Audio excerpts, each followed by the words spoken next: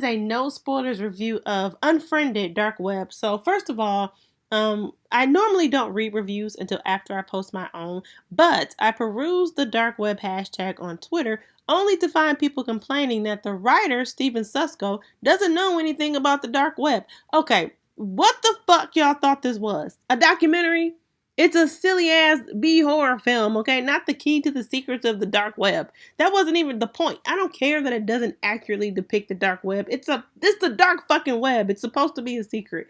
So anyway, quick synopsis. Dark Web is a standalone sequel to Unfriended, which released in 2014, and it's about a guy who ends up with someone else's laptop, and it has evidence of the dark web, and the person wants their shit back, okay, and kind of hacks into these people's Skype game night session and threatens them. So this was shot in the same fashion as the 2014 Unfriended. It's all mostly computer screens and Skype sessions.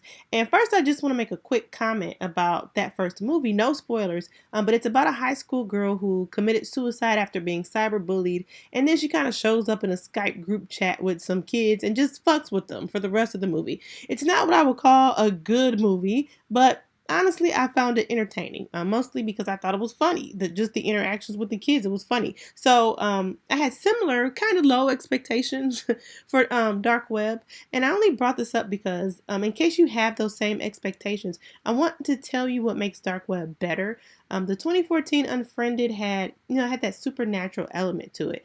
And not that I was expecting realism from that synopsis, but things just happened, to the kids. Like forces from beyond, the grave just attacked them, cut out their lights, made them do stuff without rhyme or reason. Like, okay, this kid has promised land Wi-Fi, whatever. But in Dark Web, it completely lost the supernatural element, and that by itself made this a better movie because it had to at least be a little more grounded, and there were more limitations to what could happen to these guys. Someone in real life wants their shit back and they've got nothing to lose, so it had to be more creative, and the villain had to be a little more calculated. So that's my first positive. The next is that when you think about it, the narrative here is horrifying, not just the dark web part, but the reality of any kind of cyber terrorism. Okay, the scariest thing for me, it was just discussion about unsuspecting regular folks like myself who were being spied on,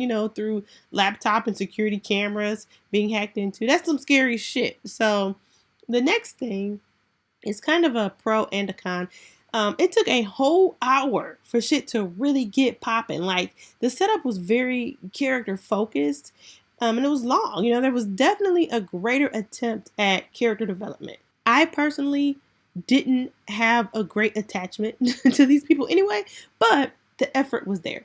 And there was at least still a couple scenes, that I was just like, damn, that's fucked up, And once the pacing picked up after that hour, it did pretty much maintain that level of pacing for the rest of the movie. So I honestly don't really have much else to say. Like I said, it was better than its predecessor. I shouldn't call it silly, but it's kind of a B-type horror movie, And for that, it's not bad at all. I was entertained by it, but not like the first one when I was entertained because it was funny. I give it a 5.5 out of 10. And it's not something I would rush to see in the movie theater, but this would be a good rental or Redbox, whatever. Let me know what you think about it. Follow me on Twitter at MovieBuffChick1. Add, like, subscribe, hit me up, whatever.